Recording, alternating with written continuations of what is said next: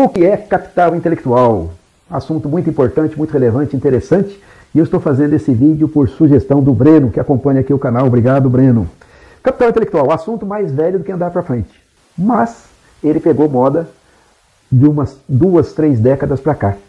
E ele se tornou, há um certo tempo, só se falava nisso. Era uma moda tremenda, todo mundo falava, né?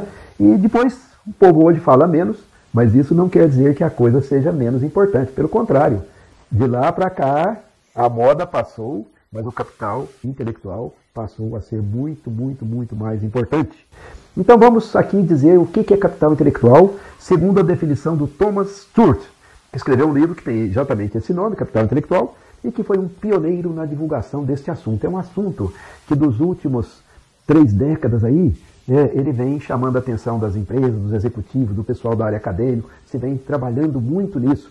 A minha dissertação de mestrado, lá na PUC, em 1988, eu acho, tratava sobre esse assunto, né?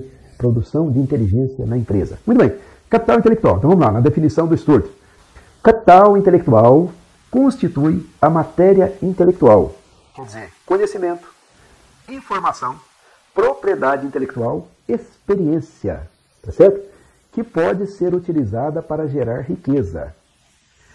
É a capacidade mental coletiva, não é uma pessoa só, é o todo, a empresa toda, todo mundo, a empresa é inteligente, tá certo? É coletiva. É difícil identificar o capital intelectual e é mais difícil ainda distribuir de modo eficaz, distribuir para todas as pessoas que vão usar lá dentro da empresa. É mais difícil ainda distribuir. Mas, uma vez que a gente descobre e exploramos, somos vitoriosos. Ou seja, isso nos leva ao sucesso. Tá certo? Como já diziam os antigos pensadores da política, conhecimento é poder. Tá? Conhecimento é poder. Muito bem. Então isso é coisa nova? Nem tanto. A Bíblia, o Velho Testamento, já falava sobre isso. Então aqui vão palavras do Velho Testamento. Bem-aventurado o homem que acha a sabedoria e o homem que adquire o conhecimento. Sabedoria e conhecimento. Sabedoria é uma espécie de conhecimento que envolve ali o sentido do bem, do bom e do belo. Tá certo? Mas então isso, ó. Bem-aventurado o homem que acha sabedoria e o homem que adquire conhecimento. Porque é melhor a sua mercadoria que artigos de prata. Ou seja, a mercadoria. Qual é a mercadoria? Conhecimento. Né? É melhor do que artigos de prata. E maior o seu lucro que o ouro mais fino.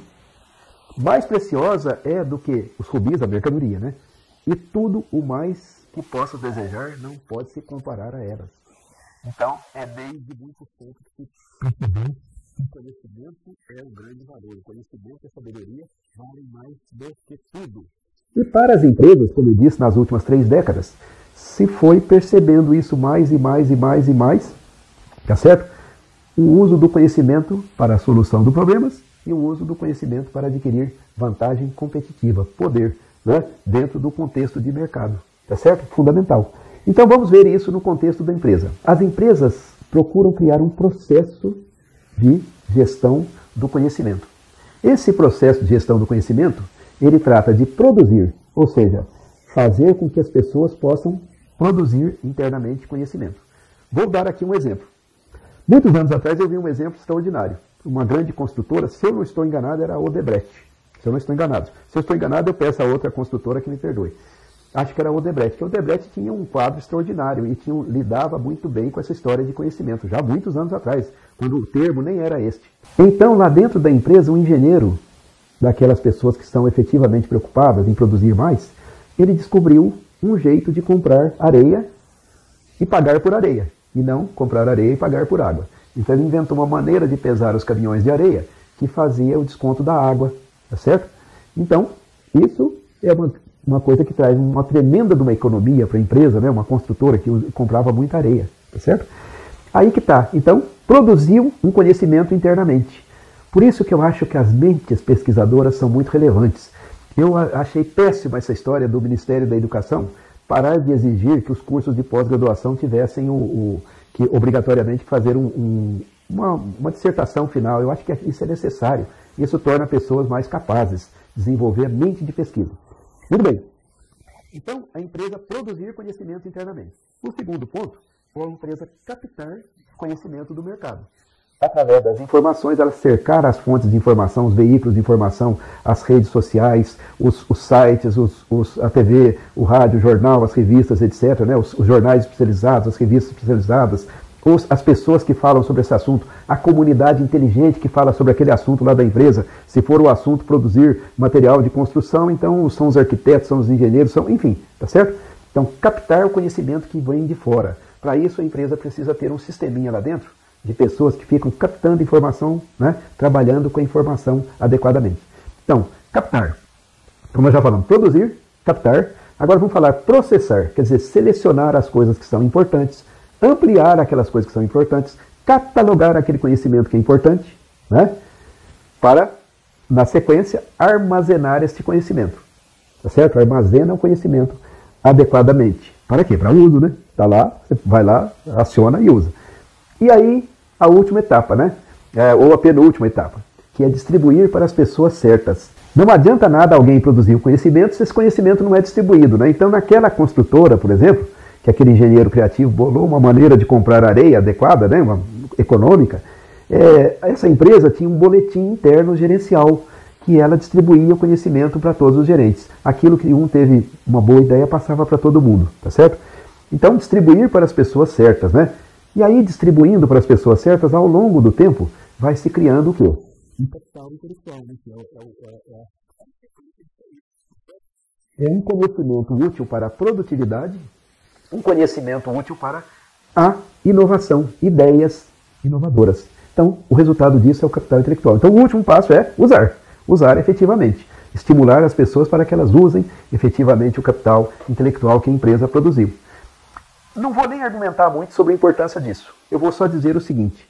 O Uber está tendo os primeiros, nesses dias aqui, ou recentemente, pela primeira vez na sua história, né, desde 2009, ele atingiu lucro. Ele teve lucro. Pela primeira vez.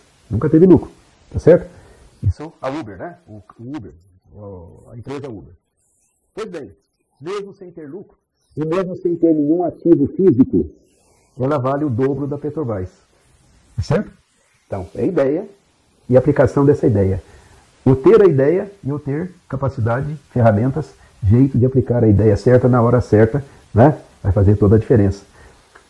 O Airbnb, né? Airbnb, sistemas de você alugar quarto na casa dos outros, a casa dos outros para ficar, essa coisa toda. Tá certo? Vale mais do que a maioria dos hotéis do mundo, tá certo? Individualmente, é uma empresa gigantesca, extraordinária. E também é a mesma coisa, não tem ativos físicos. Então, o capital intelectual é aquilo que está na marca, no valor da marca, é aquele conhecimento que faz uma empresa pegar ativos de terceiros, né? Como como é que se diz? As fintechs.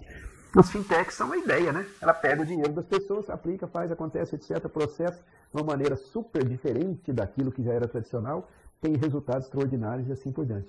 Então é isso. Conhecimento. Capital intelectual é o conhecimento que é transformável em produtos, serviços, lucros, né? No bom sentido da palavra, lucro verdadeiro, né? Porque quando você toma um Uber, você fala, puxa vida, ainda bem que existe essa novidade que tornou a minha vida mais fácil.